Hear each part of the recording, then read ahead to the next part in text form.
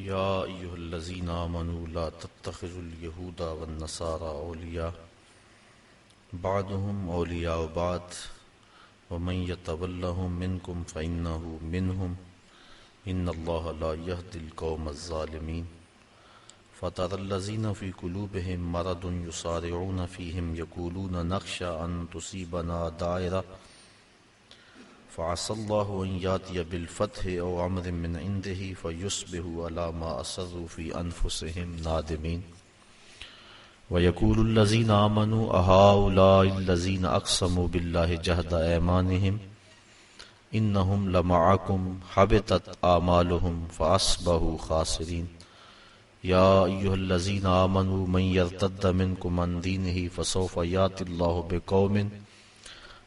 يأتي الله بقوم يحبهم ويحبونه أذلة على المؤمنين أعزة على الكافرين يجاهدون في سبيل الله ولا يخافون لومة لائم ذلك فضل الله يؤتيه من يشاء والله واسع عليم إنما وليكم الله ورسوله والذين آمنوا الذين يقيمون الصلاة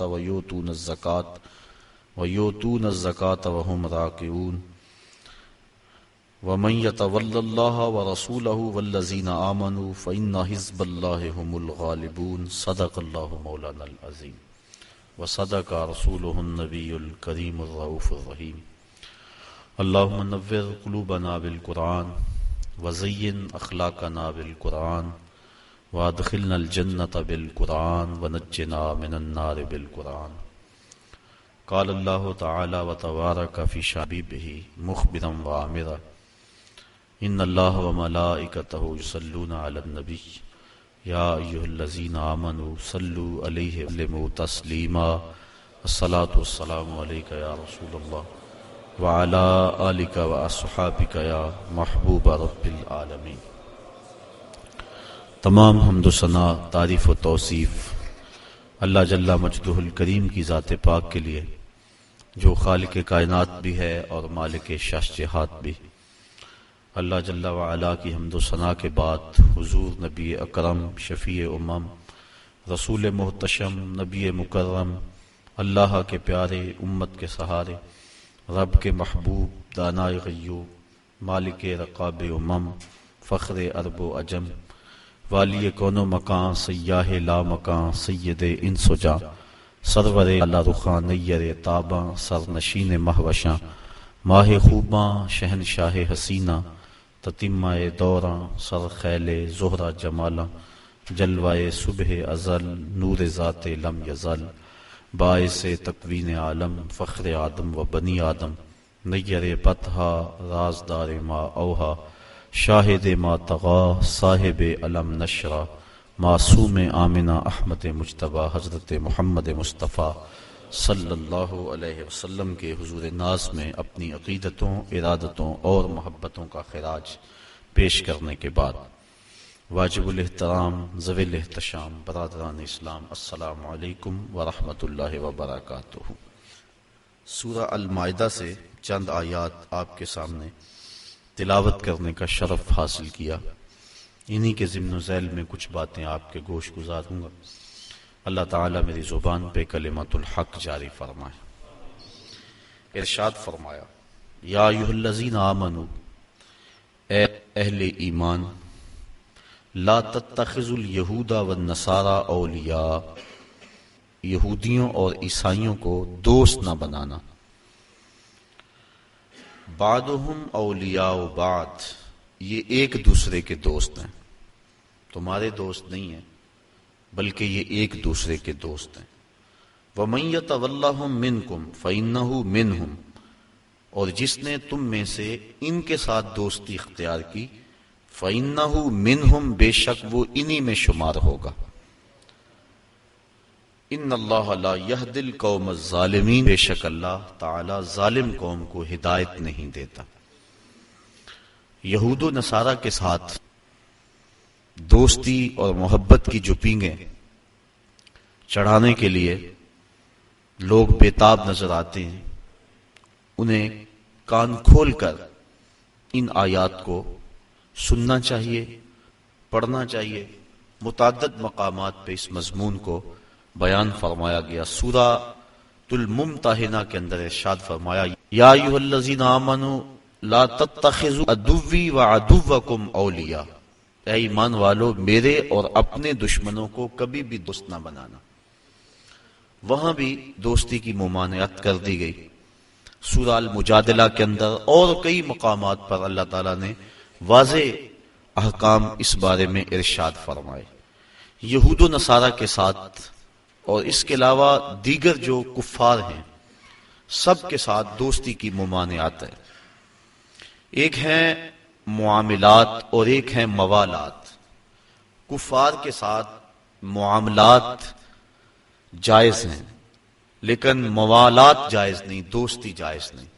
جو مرتدین ہیں ان کے ساتھ موالات بھی جائز نہیں ہیں اور معاملات بھی جائز نہیں ہیں۔ اہل اسلام کے ساتھ دوستی لگانے کا حکم دیا گیا۔ حضور علیہ السلام نے ارشاد فرمایا المرء علی دین خلیلہ فلینظر من یخالل، ہر شخص اپنے دوست کے دین پہ ہوتا ہے تو اسے دوستی لگانے سے قبل دیکھ لینا چاہیے وہ کس سے دوستی لگا رہا ہے۔ اور ایک دوسری حدیث کے بابرکت کلمات ہیں التمس الجار قبل الدار والرفیق قبل الطریق، گھر خریدنے سے پہلے ہمسایہ دیکھ لو اور سفر کرنے سے پہلے ہمسر دیکھ لو۔ بندہ جن لوگوں کی صحبت اور سنگت اختیار کرتا ہے تو ان کی صحبت کا رنگ بندے کے اوپر ضرور چڑھتا ہے۔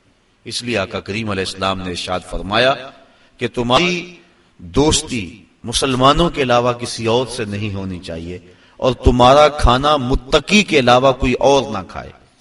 یعنی جب تم دعوت کرو تو اہل تقوی کو اپنی دعوت پہ بلاؤ تاکہ تمہارے گھر میں برکت بھی ہو اور تمہارا کھانا اس کا صحیح مصرف بھی ہو۔ آج میں اور آپ اپنے آپ کو دیکھ سکتے ہیں کہ ہم کہاں کھڑے ہیں۔ نماز میں روزانہ دعائے قنوت پڑھتے ہوئے ہم کہتے ہیں وَنَخْلَعُ وَنَتْرُكُ مَن يَفْجُرُكَ، اے اللہ جو تیرے حکموں کو توڑے گا، تیری نافرمانی کرے گا، ہم اس کو ترک کر دیں گے، اس سے کوئی تعلق نہیں رکھیں گے۔ لیکن جس طرح ہم نماز باقی ساری مسجد میں چھوڑ گئے تو اسی طرح ہم یہ بھی مسجد میں چھوڑ جاتے ہیں اور باہر نکل کے کبھی بھی ہم نے اپنے کہے ہوئے کا لحاظ اور پاس نہیں رکھا، جبکہ ہم یہ روزانہ ہر روز اپنی نماز وطروں کے اندر یہ دعا پڑھتے ہیں اور اپنے رب سے یہ عہد کرتے ہیں کہ جو تیرے نافرمان ہیں، تیرے حکموں کو توڑتے ہیں، ہمارا ان سے کوئی تعلق نہیں ہوگا۔ تو آقا کریم نے فرمایا کہ تمہاری دوستی صرف مسلمانوں سے ہو اور تمہارا کھانا متقی کے علاوہ کوئی اور نہ کھائے، بلکہ فرمایا ان کے بارے میں کہ جب تمہیں ملیں تو ان کے ساتھ سلام میں پہل نہ کرو اور جب ان کے ساتھ راستے میں چلنا ہو تو تنگ راستے پہ چلنے پہ انہیں مجبور کر دو۔ تو ان لوگوں کے ساتھ دوستی اور محبت کا رشتہ، اس کی شرح کوئی گنجائش نہیں ہے اور قرآن مجید کی نصوص قطعیہ اس پہ موجود ہیں۔ اسلام نے اپنے ماننے والوں کو اس بات کی ترغیب دی کہ ان سے دور رہو، کہیں ان کی صحبت کا رنگ تمہیں نہ چڑھ جائے، بلکہ ان کی نفرت کی ترغیب دلائی۔ ایک روایت کے کلمات ہیں، فرمایا کہ اگر صدقہ دینے کے لیے کچھ نہ ہو فَلْيَلْعَنِ الْيَهُودَ، تو یہودیوں پر لعنت بھیجو، اللہ تمہیں صدقے کا ثواب عطا فرما دے گا۔ چونکہ یہود بدترین دشمن ہے اسلام کے اور انہوں نے ہر دور میں اسلام اور اہل اسلام کے خلاف سازشوں کے جال بنے۔ کابل سے کندھار تک، قلعہ جنگی سے دشت لیلہ تک، تورا بورا سے تکریت تک، موصل سے بغداد تک، جاوا کے ساحل سے لے کر رباط کے کوچہ و بازار تک، القدس سے کشمیر تک، نیل سے کاشغر تک، پوری دنیا کے اوپر اہل اسلام کے اوپر ظلم کی جو سیارات پھیلی ہے، ذرا دیکھیے کہ اس کے اسباب کیا ہیں۔ یہود و ہنود کا اور یہود و نصارہ کا گٹھ جوڑ، اور انہوں نے مسلمانوں کے لیے عرصہ حیات تنگ کر دیا، اور اس وقت ہم جس حالت میں ہیں کسی سے مخفی نہیں۔ ہمارے ساتھ جو کچھ ہوا، جو کچھ ہو رہا ہے اور جو کچھ ہونے والا ہے، کھول کر آنکھیں میرے آئینہ گفتار میں، آنے والے دور کی دھندلی سے ایک تصویر دیکھ۔ جو کچھ ہوا اس کا پیش منظر اگر دیکھیں پس منظر کے حوالے سے تو وہ بڑا بھیانک اور خطرناک ہے۔ ہماری رگیں کاٹی گئی اور جب سارا خون بہ گیا تو وہاں پٹرول بھرا گیا۔ جب پھیپھڑے پٹرول سے بھر گئے تو ان لاشوں کو آگ دی گئی، اور جب وہ اچھلتے تھے رگ سے بسمل کے تماشے کرتے تھے تو امریکی گنڈے کہہ لگاتے تھے۔ یہ کل کی کہانی ہے۔ شبرغان کی طرف جانے والے کنٹینروں کے اندر کس قدر طالبان بھر دیے گئے اور انہیں ایک گھونٹ بھی پانی کا نہ دیا گیا. اور بتاتے ہیں کہ جب پیاس کی شدت ہوئی تو وہ ایک دوسرے کا پسینہ چاٹتے تھے. اور جب شبرغان جا کے کنٹینر کھولے گئے تو 3 یا 4 افراد کے علاوہ باقی سارے جو سینکڑوں کی تعداد میں تھے وہ موت کی گھاٹ اتر چکے تھے. وہ تو ہمارے ساتھ یہ سلوک کریں اور ہم ان کے ساتھ دوستی پینگیں بڑھائیں، یہ قطعاً گنجائش نہیں ہے. اسلام نے واضح طور پہ ہمیں پیغام اور حکم دیا، اور قرآن کے الفاظ اور قرآن کے بابرکت حروف ہمیں نور دے رہے ہیں اور ہمیں زندگی گزارنے کا ڈھب دے رہے ہیں. یا ایھا الذین آمنوا، اے ایمان والو، لا تتخذوا اليہود والنصارى اولیاء، یہود و نصارہ کو کبھی بھی دوست نہ بنانا. بعضهم اولیاء بعض، یہ ایک دوسرے کے دوست ہیں. ومن یتولہم منکم، تم میں سے جو ان کے ساتھ دوستی رکھے گا، فإنہ منہم، تو اس کا شمار انہی میں سے ہوگا. اس کے طور طریقے، اس کی عادتیں، اس کی زندگی کا ڈھب ان کے مطابق ڈھل جائے گا، کیونکہ دوستی کا نتیجہ یہ ہے المرء علی دین خلیلہ، بندہ جس کا دوست ہو تو اس کا مذہب اور اس کے خیالات اور اس کی عادات ضرور اپنا لیتا ہے. اس لیے روکا گیا کہ برے بندے کی صحبت سے بچا جائے. علامہ رومی کہتے ہیں تا توانی دور شو از یار بد، یار بد بدتر بود از مار بد. کہا جہاں تک ہو سکے برے کی صحبت سے بچ. کہا برے کی صحبت برے سانپ سے بھی زیادہ خطرناک ہے. پھر فرمایا اگر سانپ لڑ جائے تو انسان کی موت واقع ہو جاتی ہے، زندگی کو خطرہ ہے، اور اگر برا یار لڑ جائے تو ایمان کو بھی خطرہ ہوتا ہے. اس لیے ان لوگوں کی صحبت سے دور رہنا اور نفور رہنا، اس کی ہی ترغیب دی گئی ہے. بلکہ زندگی کے شب و روز میں انسان جب بھی کسی سے دوستی کا تعلق جوڑنے لگے تو اس کو پہلے اس کے عقائد اور اس کی سوچ دیکھنی چاہیے. حضرت علی المرتضیٰ رضی اللہ تعالیٰ عنہ کے قول کے مطابق 15 سال سے لے کر 20 سال تک کی جو عمر ہے یہ انتہائی اہم عمر ہے، اور اس عمر کے اندر اپنی اولاد پر خصوصی نگہداشت رکھنے کی ضرورت ہے کہ ان کی مجلس اور دوستی کسی برے شخص سے نہ ہونے پائے. ساری زندگی انسان کی جو ہوتی ہے وہ ان 5 سالوں کے اندر ترتیب پاتی ہے. پوری زندگی پر ان 5 سالوں کی صحبتوں کی چھاپ رہتی ہے. اس لیے ہمیں پوری شدت اور کوشش کے ساتھ اور محنت کے ساتھ ان ایام میں اپنی اولاد جب ان ایام سے گزر رہی ہو تو ان کی صحبت اور سنگت کو دیکھنا چاہیے. آنکھیں بند کر کے نہ بیٹھ جائیں، بلکہ دیکھیں کہ ہماری اولاد کہاں بیٹھتی ہے اور کہاں اٹھتی ہے. بلکہ اولاد ابھی عمر کے اس حصے میں ہے کہ اپنے نفع نقصان کو نہیں جانتی. ان کے لیے ترجیحات خود مقرر کریں، اور اچھے دوست اور اچھے لوگ اور اللہ والے لوگ تلاش کر کے ان کی مجالس کے اندر ان کو خود بٹھا کے آئیں تاکہ ان کی برکات ان کو نصیب ہوں. ورنہ اگر یہ دن ان کے برباد ہو گئے تو ساری زندگی ان کی برباد ہو جائے گی. تو دوستی، تعلق اچھے لوگوں کے ساتھ ہی یقیناً فائدہ بخش ہوتا ہے. آقا کریم علیہ السلام نے اس کو ایک مثال سے سمجھایا.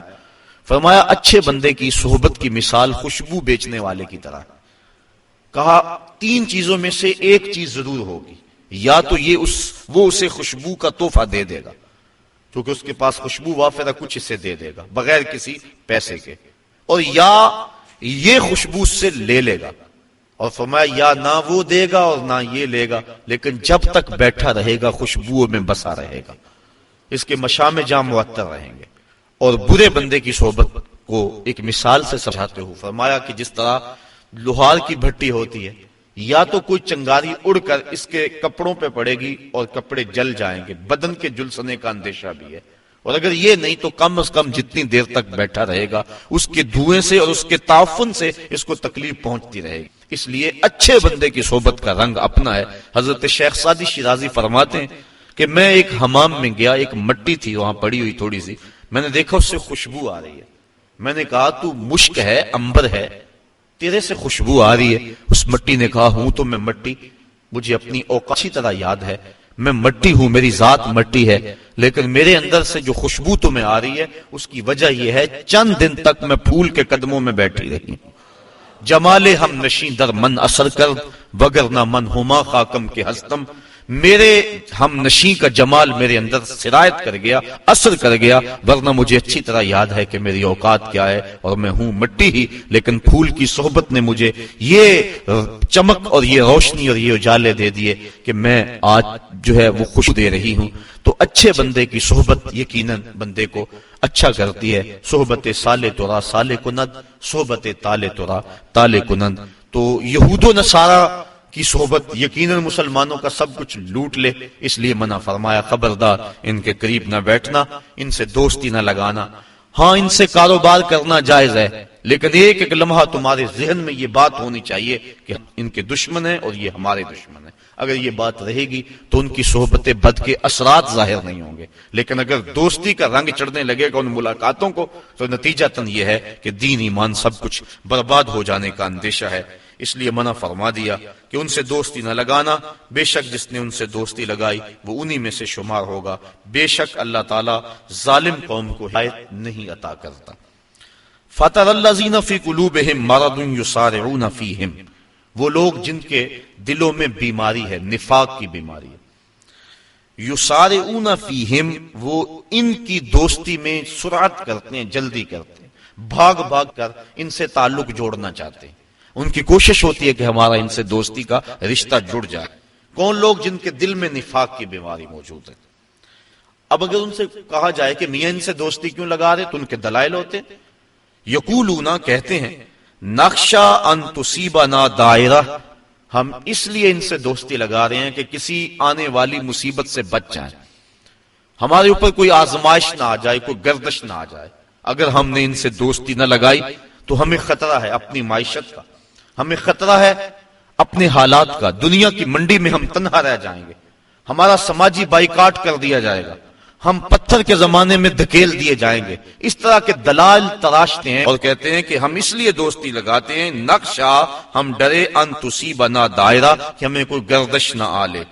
فعسى الله ان ياتي بالفتح او امر من عنده فيصبحوا على ما اسروا في انفسهم نادمين، ان قریب اللہ تعالیٰ مومنوں کو فتح عطا فرما دے، ممکن ہے کہ اللہ مومنوں کو فتح عطا کر دے، او امر من عنده، یا اپنی جناب سے کوئی اور چیز عطا کر دے، فَيُصْبِحُوا عَلَى مَا أَسَرُّوا فِي أَنفُسِهِمْ نَادِمِينَ، یہ دوستی گانٹنے والے اور اپنے دل کے اندر وہ چیزیں رکھنے والے یہ دیکھتے رہ جائیں گے اور شرمسار ہو جائیں گے، اور اللہ مومنوں کو سرخرو فرما دے گا۔ اور ایک وقت آنے والا ہے کہ جب اہل اسلام کو اللہ تعالیٰ ایسی کامیابی عطا فرمائے گا کہ دنیا کے خطے پر ایک بھی یہودی قائم نہیں رہے گا۔ حضرت عیسیٰ علیہ السلام تشریف لائیں گے، حضرت امام مہدی کے عساکر میدان میں آئیں گے، خنزیر کو قتل کیا جائے گا، صلیب کے نشان کو توڑا جائے گا، اور کتب حدیث میں موجود ہے اللہ تعالیٰ ایسی اعانت فرمائے گا اہل اسلام کی، اگر کسی جھاڑی کے پیچھے یا پتھر کی اوٹ میں کوئی یہودی چھپا ہوا، وہ پتھر مسلمان مجاہد کو آواز دے کے کہے گا ادھر آ، میرے پیچھے یہودی چھپا ہوا ہے۔ اور جب دنیا سے آخری یہودی قتل کر دیا جائے گا تو دنیا کا امن قائم ہو جائے گا، حتیٰ کہ سانپ انسانوں کے اندر پھریں گے لیکن ڈسیں گے نہیں، بھیڑیا اور بکری ایک گھاٹ پہ پانی پئیں گے لیکن بکری کو بھیڑیے سے خطرہ نہیں ہوگا۔ دنیا کے امن کی ضمانت ہے جب آخری یہودی قتل ہوگا۔ جب تک یہود موجود ہیں پوری دنیا کے اوپر امن قائم نہیں ہو سکتے۔ امن کی بربادی کا سبب مسلمان دہشت گرد قرار دیے جا رہے ہیں، لیکن حقیقت یہ نہیں ہے، مسلمان تو اپنی بقا کی جنگ لڑ رہے ہیں، مسلمان دہشت گرد نہیں ہوتا۔ یہ تو امن کا متوالا ہے، یہ تو امن کا درس دینے والا ہے۔ پوری دنیا کے اوپر جو فساد ہے وہ یہود کی وجہ ہے، اور جب یہودی ختم ہو جائیں گے خاص کم جہاں پاک، تو پوری دنیا کے اوپر امن کے سویرے طلوع ہونے لگیں گے۔ تو اللہ تعالیٰ جل شانہ مومنوں کو وہ دن ضرور دکھائے گا۔ وَيَقُولُ الَّذِينَ آمَنُوا أَهَؤُلَاءِ الَّذِينَ أَقْسَمُوا بِاللَّهِ جَهْدَ أَيْمَانِهِمْ، اور اہل ایمان یہ کہتے ہیں یہ ہیں وہ لوگ جنہوں نے اللہ کے نام کی قسمیں کھائی تھی، بڑی پکی قسمیں۔ إِنَّهُمْ لَمَعَكُمْ، یہ کہ ہم تمہارے ساتھ ہیں، جبکہ یہ تو ہمارے ساتھ نہیں ہے، یہ تو کچھ اور نکلے۔ یہ منافقین کا جب پردہ چاک کر دیا گیا تو مسلمانوں نے جو کہا یہ اس حالت کو بیان کیا جا رہا ہے، کیونکہ منافقین مسلمانوں کے اندر گھسے ہوئے تھے۔ آقا کریم علیہ السلام کی ستر پوشی کی عادت تھی اور آقا کریم نہیں چاہتے تھے کہ ان کو رسوا کریں۔ اب انہوں نے سمجھا کہ شاید نبی کو پتہ ہی نہیں، یہ جانتا نہیں ہے، ہم ان کے اندر رہتے اور نبی کو پتہ ہی نہیں، بلکہ باتیں کرنا شروع کر دی، یوں آسمانوں کی خبریں تو دیتے، ہمارا تو پتہ ہے۔ آقا کریم تو پردہ پوش، انہوں نے تانا زنی علم پہ کر دی۔ آقا کریم ایک دن منبر پہ تشریف فرما ہوئے، فرمایا مجھے پتا چلا ہے کچھ لوگ میرے علم پہ اعتراض کرتے ہیں، فرمایا پوچھو، جو پوچھو گے بتاؤں گا۔ ایک شخص نے عرض کی من ابی یا رسول اللہ، آقا میرا باپ کون ہے؟ اب اس کے باپ کا تعارف تھا کہ فلاں باپ ہے، لیکن اس کا حقیقی باپ وہ نہیں تھا، باپ کوئی اور تھا۔ اس کے علم میں تھا، اس کو پتا تھا کہ حضور جو میرا ظاہر باپ ہے وہی بتائیں گے، لیکن آقا تو جانتے تھے۔ فرمایا ابو کا حذافہ، تیرا باپ وہ نہیں جو لوگ کہتے ہیں، تیرا باپ تو حذافہ ہے۔ ایک نے کہا میرا ٹھکانہ کیا ہے؟ قال انت فی النار، کہا تو جہنمی ہے۔ فبارک عمر رضی اللہ تعالیٰ عنہ، حضرت عمر فاروق اپنی پنڈلیاں بچھا کے اس طرح بیٹھے اور اپنے ہاتھ جوڑے، کہا ردیتو باللہ ربا وبالاسلام دینا وبمحمد نبیا، حضور ہم اللہ کے رب ہونے پہ اور اسلام کے سچا دین ہونے پہ اور آپ کے نبی ہونے پہ راضی ہیں۔ یہ اعتراض ہم نے نہیں کیا، یہ کسی منافق نے بات کی ہے۔ تو بار بار حضرت عمر فاروق نے یہ عرض کی تو اللہ کے محبوب کا غصہ کافور ہوا، اور آقا کریم بار بار پوچھتے تھے، سلونی، پوچھتے کیوں نہیں، پوچھو، جو پوچھو گے میں بتاؤں گا۔ اللہ اکبر۔ تو اللہ کے محبوب کی نظر سے کوئی شے پوشیدہ نہیں ہے۔ حدیث میں آتا ہے، مشکات کے الفاظ ہیں، آقا کریم ایک دن تشریف لائے اور حضور کے دونوں ہاتھوں میں دو کتابیں تھیں۔ صحابہ کو کہا جانتے ہو یہ کتابیں کیا ہیں؟ صحابہ نے کہا اللہ و رسولہ عالم، اللہ اور اس کا رسول جانتا ہے۔ فما ھذا کتاب من عند اللہ، یہ کتاب جو میرے دائیں ہاتھ میں ہے یہ مجھے اللہ کی طرف سے عطا کی گئی ہے، اس میں جنتیوں کے نام ہیں، ان کے باپ کے نام ہیں، ان کے قبیلوں کے نام ہیں۔ اور فرمایا یہ جو کتاب ہے میرے بائیں ہاتھ میں یہ بھی مجھے اللہ کی طرف سے دی گئی ہے، اس میں جہنمیوں کے نام ہیں، ان کے باپوں کے نام ہیں، ان کے قبیلوں کے نام ہیں۔ تو نگاہ سے کوئی شے پوشیدہ نہیں ہے۔ نبی جس کو اللہ نے اتنا بڑا منصب دیا، بلا اس بتلایا ہی نہیں ہے، یہ کیسے ہو سکتا ہے؟ حدیث میں آتا ہے، مسلم میں اور دیگر کتب میں، کتاب الملاحم میں روایت موجود ہے، اللہ کے محبوب علیہ السلام نے ایک دن فرمایا قرب قیامت میں جب دجال آئے گا نا تو میرے غلام اس دجال کے مقابلے میں نکلیں گے۔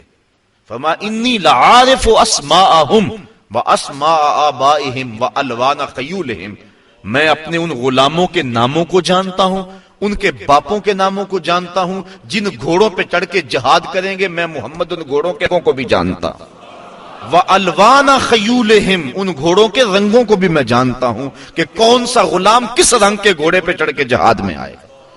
اب منافقین اتنا کچھ ہونے کے باوجود بھی کہتے تھے لو ہم اندر بیٹھے ہیں، ہمارا تو پتہ ہی نہیں ہے۔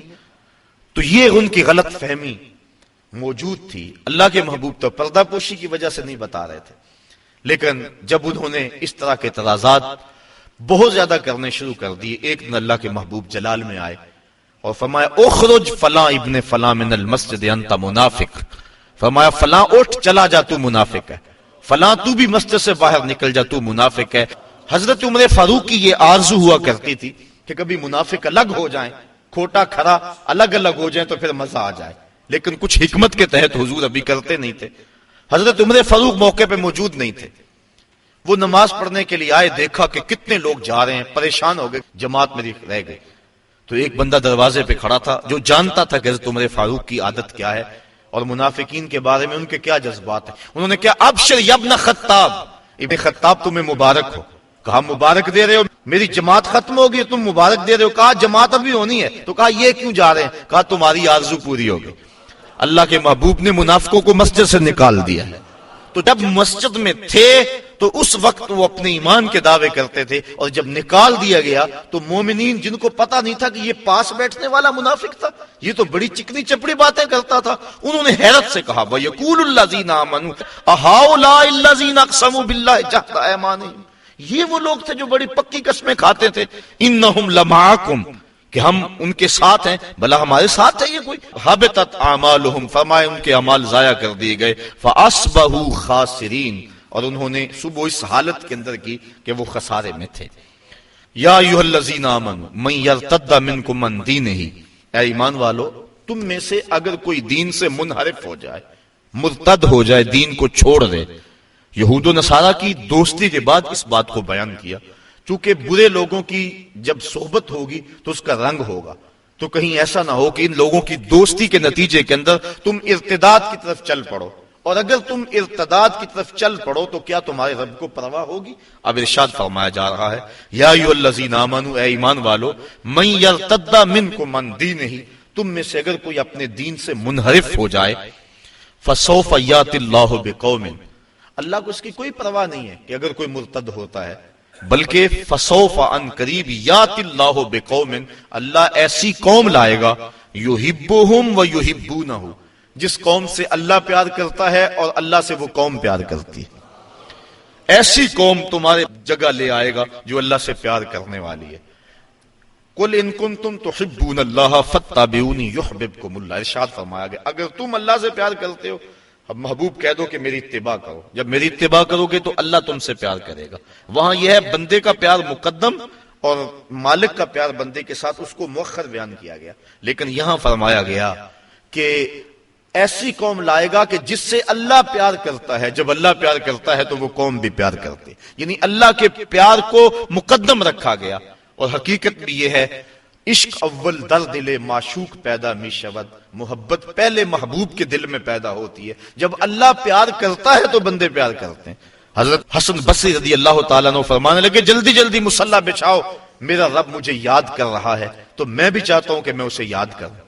تو کہا مریدین نے حضرت آپ کو کیسے پتا ہے کہ آپ کا رب آپ کو یاد کر رہا ہے؟ کہا میرے دل میں اس کی یاد آ رہی ہے، تو وہ یاد کر رہا ہے تو مجھے یاد آ رہی ہے۔ تو پہلے وہ پیار کرتا ہے تو پھر بندہ پیار کرتا ہے، اگر وہ پیار کرے تو پھر یقیناً بندے کے دل میں اس کے لیے محبتوں کے جذبات موجزن ہوتے ہیں۔ حضرت داتا گنج بخش علی حجویری کشف المعجوب میں لکھتے ہیں کہ یہ جو روایت ہے کہ جس نے توبہ کی اس کو اللہ نے بخش دیا، کہا یہ بھی ٹھیک، لیکن بعض صوفیہ فرماتے ہیں کہ یہ بھی ٹھیک کہ جس نے توبہ کی اسے بخش دیا گیا۔ صوفیہ فرماتے ہیں اصل بات یہ بھی ہے کہ جس کو بخشنا تھا اللہ نے اسے توبہ کا راستہ دکھا دیا۔ ایک یہ جس نے توبہ کی اسے بخش دیا گیا، اور دوسرا یہ ہے جس کو بخشنا تھا اس کو توبہ کا دروازہ دکھا دیا۔ اس لیے اللہ جس سے محبت کرتا ہے تو وہ اللہ سے پیار کرتا ہے۔ تو یہ توفیق مل جانا کہ بندہ جو ہے وہ اللہ کی یاد میں بیٹھے، تو سمجھو کہ ہمارا رب ہمارے اس بیٹھنے کو قبول کر رہا ہے۔ وہ کیا کسی نے کہا نا میری توفیق بھی تیرے کرم کا صدقہ، یہ قدم اٹھتے نہیں اٹھائے جاتے۔ تو اللہ اگر اپنی یاد کی کسی کو توفیق دے دے تو یقیناً یہ اس کی کرم نوازی۔ آگے فرمایا اذلۃ علی المؤمنین عزۃ علی الکافرین، ان کی ایک نشانی تو یہ ہے کہ اللہ ان سے پیار کرتا ہے اور وہ اللہ سے پیار کرتے ہیں۔ دوسری نشانی اذلۃ علی المؤمنین عزۃ علی الکافرین، وہ مومنوں پر نرم ہیں اور کافروں پہ سخت ہیں۔ ایسی قوم پیدا کرے گا جو کافروں پر سخت ہوگی اور مومنوں پہ نرم ہوگی۔ ہو حلقہ یاراں تو بریشم کی طرح نرم، رزم حق و باطل ہو تو فولاد ہے مومن۔ یہ مومن کی خصوصیت ہے کہ کافر کے مقابلے میں وہ سختی دکھاتا ہے۔ اگر مومن کافر کے مقابلے میں نرمی دکھانے لگ جائے تو اس کے روب ختم ہو جاتے ہیں اور ہوا اکھڑ جاتی ہے۔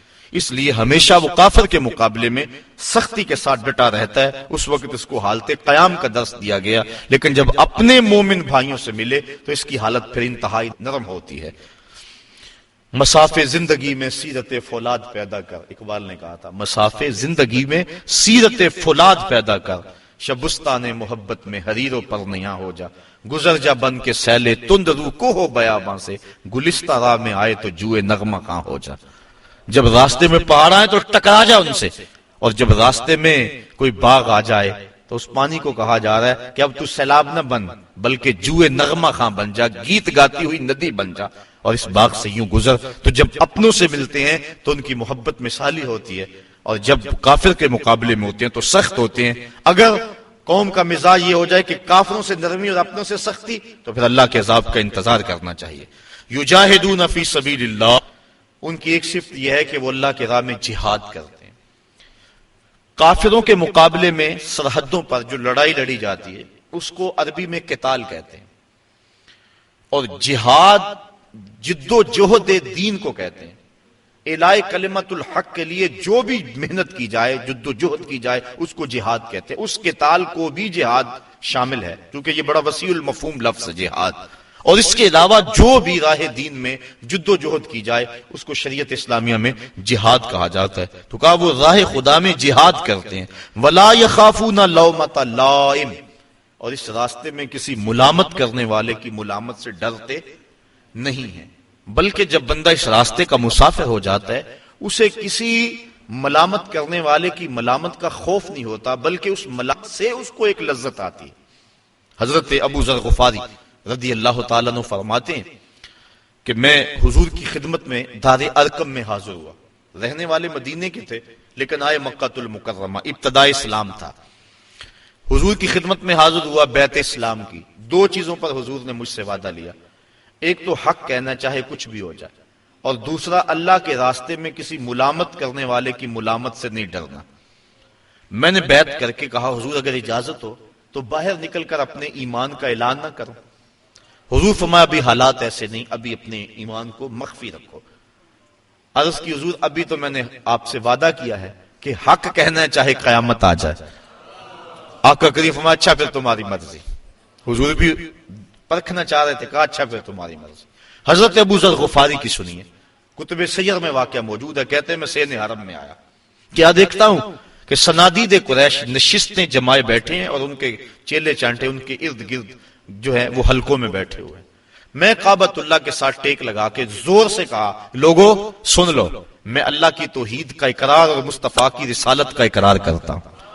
کہتے ہیں یہ لفظ میرے ابھی مکمل نہیں ہوئے تھے کہ میرے اوپر لوگ ٹوٹ پڑے اور اتنا مارا کہ میرے لخت لخت سے خون بہنے لگا۔ حضور کے چچا حضرت عباس بن عبد المطلب رضی اللہ تعالی عنہ وہ وہاں موجود تھے، ابھی اسلام کی دولت سے مالا مال نہیں ہوئے۔ انہوں نے کہا لوگو اپنی معیشت پہ ترس کھاؤ اور اس شخص کو چھوڑ دو، تم جانتے نہیں یہ شخص کون ہے، یہ بنو غفار کا شخص ہے، اور بنو غفار مدینے میں رہائش پذیر قبیلہ ہے، تمہاری معیشت کا انحصار تجارت پہ ہے، اور تجارت بھی شام کی، اور شام کا جو راستہ ہے وہ مدینے کے قریب سے گزرتا ہے، اگر تم نے اس شخص کو قتل کر دیا تو تمہارے شام کی طرف جانے والے قافلے غیر محفوظ ہو جائیں گے اور تمہاری معیشت جو ہے وہ کمزور پڑ جائے گی، اس پہ رحم نہ کرو، اپنی معیشت پہ ترس کھاؤ اور اسے چھوڑ دو۔ لوگوں کے ذہن میں یہ دلیل سمجھ میں آئی، لوگوں کے نے قبول کیا اور کہتے ہیں مجھے چھوڑ دیا۔ اب سنیے لفظ ابو ذر غفاری کے، کہتے ہیں میں نے آب زمزم سے زخموں کو دھویا، ایک چادر لی، سین حرم میں لیٹ گیا رات گزارنے کے لیے، لیکن ساری رات گزر گئی مجھے نیند نہ آئی۔ کیوں نیند نہ آئی؟ کہ زخم زیادہ تھے، درد ہو رہا تھا، یقیناً یہ بات بھی ہوگی، لیکن حضرت ابو ذر غفاری کے نیند نہ آنے کا سبب خود بیان کرتے ہیں، کہا مار کھانے میں اتنا مزہ آیا تھا کہ میرا جی چاہتا تھا دوبارہ دن چڑھے وہ پھر آئے اور پھر میں اعلان کروں، اور جو حال میرے ساتھ کل ہوا تھا دوبارہ پھر ہو، وہ مزہ دیا تڑپ نے میری آرزو ہے یارب، میرے دونوں پہلوؤں میں دل بے قرار ہوتا۔ ایک پہلو میں دل ہے تو اتنا لطف آ رہا ہے، اگر دونوں پہلوؤں میں دل ہوتا تو کیا کیفیت ہوتی۔ کہا ساری رات انتظار میں گزر گئی اور جی چاہتا تھا کہ دوبارہ دن چڑھے اور پھر اپنی مسجدوں پہ آئیں اور پھر میں توحید کا غلغلہ بلند کروں اور پھر وہ میرے اوپر ٹوٹ پڑے، یہ زخم دوبارہ آئیں اور اس تکلیف سے جو لذت مجھے کل ملی تھی پھر دوبارہ ملے۔ کہا پھر جب صبح ہوئی اور وہ آ کے بیٹھ گئے، میں نے دوبارہ کھڑے ہو کے وہی اعلان کیا اور میرے اوپر ٹوٹ پڑے، پھر مزاحم ہوئے حضور کے چچا، اور ایک دن پھر رات میری بڑی مشکل گزری اور میں یہ انتظار کرتا رہا دن چڑھے تو پھر توحید کا اعلان کروں۔ تو وہ اللہ والے جو لوگ ہیں اگر ان کو اس راستے میں کوئی تکلیف پہنچتی ہے یا کوئی ملامت کرتا ہے تو جب وہ جم جاتے ہیں دین پہ اور روح دین ان کو نصیب ہو جاتی ہے تو اس ملامت سے ڈرتے نہیں ہیں، بلکہ اس ملامت کرنے والے کی ملامت کی پرواہ کیے بغیر اپنے سفر کو جاری رکھتے ہیں۔ مار کھانے کے باوجود، تکلیفیں اٹھانے کے باوجود، ملامتیں سہنے کے باوجود حق پہ جمع رہنا اور یہ دولتیں مل جانا، یہ کیا انسان کے بس کا روگ ہے؟ کہا نہیں، ذالک فضل اللہ یؤتیہ من یشاء، یہ اللہ کا فضل ہے جسے چاہے عطا فرما دے، جسے چاہے کرم نوازی فرما دے۔ واللہ واسع علیم، اللہ تعالیٰ وسعت والا اور علم والا ہے۔ اب انسان کو منع کر دیا یہود و نصارہ سے دوستی نہیں کرنی، جو اللہ کے دشمن ان سے دوستی نہیں کرنی، آگے منع کر دیا کہ اہل کتاب سے بھی دوستی نہیں رکھنی، کفار سے بھی دوستی نہیں رکھنی۔ انسان تو معاشرتی حیوان ہے، کسی سے دوستی ہوگی تو زندگی گزرے گی، جب دوستی سے ممانعت کر دی گئی تو پھر یاری کس سے لگائے، دوستی کس سے لگائے؟ ویسے تو بندہ جی نہیں سکتا، اکیلا تو رہ نہیں سکتا۔ کہا آؤ بتائیں کس سے دوستی لگانی ہے۔ انما ولیکم اللہ ورسولہ، بے شک تمہارا دوست اللہ اور اس کا رسول ہے۔ آؤ ان سے دوستی کا ناتا جوڑ لو. دنیا داروں سے دوستی لگاؤ گے، بعد میں بے وفائی کا زخم اپنے سینے پہ لے کر روتے رہو گے کہ ہم جن کے لیے مرے تھے وہ وضو کرتے رہے اور جنازہ بھی نہ پڑا. پھر کیا کچھ کہتے پھرو گے. آؤ ان سے دوستی لگاؤ جو دنیا پر بھی اور آخرت پر بھی وفا کی ریت کو نبھاتے ہیں. انما ولیکم اللہ، بے شک تمہارا دوست اللہ ہے، ورسولہ، اور اس کا رسول ہے، والذین آمنوا الذین یقیمون الصلاۃ، اور وہ اہل ایمان ہیں جو نماز پڑھتے ہیں، نماز قائم کرتے ہیں، ویؤتون الزکوٰۃ، اور زکوٰۃ ادا کرتے ہیں، وہم راکعون، اور ان کے دل اللہ کے حضور جھکے ہوئے ہیں. وہ ہیں تمہارے دوست اور ان سے دوستی تمہیں نفع دے گی. وَمَن يَتَوَلَّ اللَّهَ وَرَسُولَهُ، اور جو اللہ اور اس کے رسول سے دوستی لگائے، وَالَّذِينَ آمَنُوا، اور اہل ایمان سے دوستی لگائے، فَإِنَّ حِزْبَ اللَّهِ هُمُ الْغَالِبُونَ، بے شک اللہ کا گروہ ہی غالب ہے اور غلبہ اسی کے پاس ہے اور وہی غلبہ دینے والا ہے. تو اہل اسلام کو ان کو راہ عمل دی گئی اور بتایا گیا تم نے کس سمت پہ چلنا ہے، کہیں غلط فہمی میں اپنا سب کچھ برباد نہ کر بیٹھیں. اسلام نے ان کو راہ عمل دے دیا کہ غلبہ تو اسلام کے پاس ہی ہے اور حق ہی غالب رہتا ہے. باطل چند دنوں کے لیے پنپتا ضرور ہے لیکن جو ہے وہ حقیقی طور پہ فتح حق کو ہوا کرتی ہے. اس لیے اس وقت پوری دنیا کے جو حالات ہیں وہ کس سے مخفی ہیں اور کون نہیں جانتا. اس وقت ہمیں آنکھیں کھول کے زندگی گزارنے کی ضرورت ہے اور اپنے دین کو سمجھنے کی ضرورت ہے. ہمیں قرآن مجید کے احکامات کو سمجھنے کی ضرورت ہے اور دیکھنے کی ضرورت ہے کہ ہم کس طرح اپنی زندگی کے شب و روز گزاریں جس سے ہمارا رب ہم پہ راضی ہو جائے، ورنہ ایسا نہ ہو کہ زندگی برباد کر کے بیٹھ جائیں. 4 دن کی زندگی ہے، اس کو شریعت اور مصطفیٰ کریم علیہ الصلوۃ والسلام کے جو طریقے ہیں ان کے مطابق گزارنے کی کوشش کریں. کار ما آخر شدو آخر زما کار نشد، مشت خاک ما غبارے کوچہ یار نشد، و آخر دعوانا ان الحمد للہ رب العالمین.